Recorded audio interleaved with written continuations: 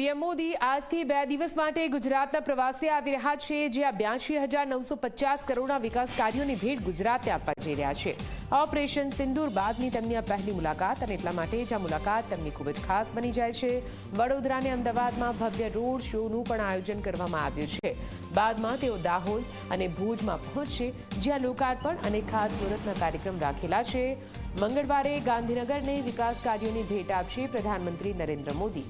પ્રધાનમંત્રી નરેન્દ્ર મોદી આજથી 2 દિવસ માટે ગુજરાતની મુલાકાતે આવેલા છે, ત્યારે આ મુલાકાત દરમિયાન તેઓ દાહોદ, ભુજ અને ગાંધીનગરમાં 82,950 કરોડથી વધુના વિવિધ વિકાસ કાર્યોનું લોકાર્પણ અને ખાતમુહૂર્ત કરવાના છે, જેમાં ભુજમાં 53 કરોડથી વધારેના 33 વિકાસ કાર્યો, દાહોદમાં 24,000 કરોડથી વધુના વિકાસ કાર્ય અને ગાંધીનગરમાં પણ 55 કરોડથી વધુના વિકાસ કાર્યોનું ખાતમુહૂર્ત અને લોકાર્પણ પ્રધાનમંત્રી નરેન્દ્ર મોદીના હસ્તે થશે।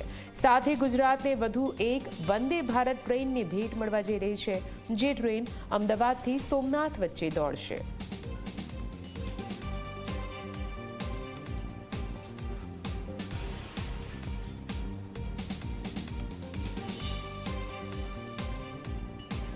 તો પ્રધાનમંત્રી નરેન્દ્ર મોદી ફરી એકવાર ગુજરાતની મુલાકાતે આવી રહ્યા છે। લોકોમાં પણ ઉત્સાહ જોવા મળી રહ્યો છે। વડોદરામાં આખરે કઈ રીતે પૂરી તૈયારીઓ કરી દેવામાં આવી છે, અને હવે રાહ જોવાઈ રહી છે કે ક્યારે પ્રધાનમંત્રી નરેન્દ્ર મોદી વડોદરાની ધરા પર પહોંચે। આપને જણાવી દઈએ, વડોદરાને હાલ તો દુલ્હનની જેમ સજાવી દેવામાં આવી છે।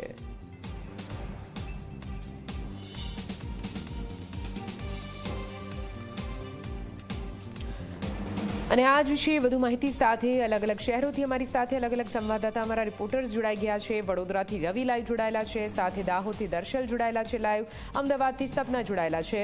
પહેલા રવિ, આપના પાસે આવીશું। જે પ્રકારે પ્રધાનમંત્રી નરેન્દ્ર મોદી ઓપરેશન સિંદૂર બાદ ગુજરાતના પ્રવાસે આવી રહ્યા છે, ને એમાં પણ સૌપ્રથમ વડોદરા આ વખતે આવવાના છે। વડોદરામાં પહેલા પણ જોયું કેવી રીતે લોકોમાં ઉત્સાહ જોવા મળી રહ્યો છે।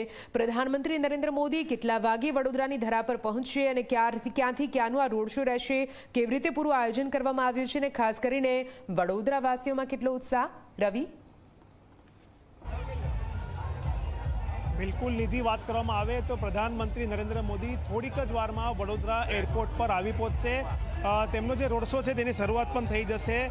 9:45 વાગે જે રોડ શો છે તેની શરૂઆત થશે, અને રોડ શો પહેલાં આપ જોઈ શકો છો કે જે જૂના એરપોર્ટ છે તે જૂના એરપોર્ટથી લઈને એરફોર્સ ગેટ સુધી 1 કિલોમીટરનો આ જે રોડ શો છે તે થવાનો છે। અને રોડ શોમાં 30,000ની જનમેદનીનો જે લક્ષ્યાંક રાખવામાં આવ્યો હતો ભારતીય જનતા પાર્ટી દ્વારા, તેના કરતાં પણ વધારે લોકો અહીંયા રોડ શોમાં ઉપસ્થિત થયા છે। ખાસ કરીને મહિલાઓ મોટી સંખ્યામાં અહીંયા જોડાઈ છે, કારણ કે આ જે રોડ શો છે, આ જે યાત્રા છે તેનું નામ આપવામાં આવ્યું છે સિંદૂર સન્માન યાત્રા। અને અલગ અલગ કહી શકાય કે 1 કિલોમીટરના રૂટમાં 15 જેટલા સ્ટેજ બાંધવામાં આવ્યા છે, જેમાં અલગ અલગ સમાજના જે બહેનો છે તે વિવિધ સાંસ્કૃતિક કાર્યક્રમો યોજશે, પ્રધાનમંત્રી નરેન્દ્ર મોદીનું સ્વાગત કરશે। સાથે જ કર્નલ સોફિયા કુરેશી છે, તેમના પરિવારજનો પણ અહીંયા ઉપસ્થિત રહ્યા છે, અને તેઓ પણ પીએમ મોદીનું સ્વાગત અને સન્માન કરશે।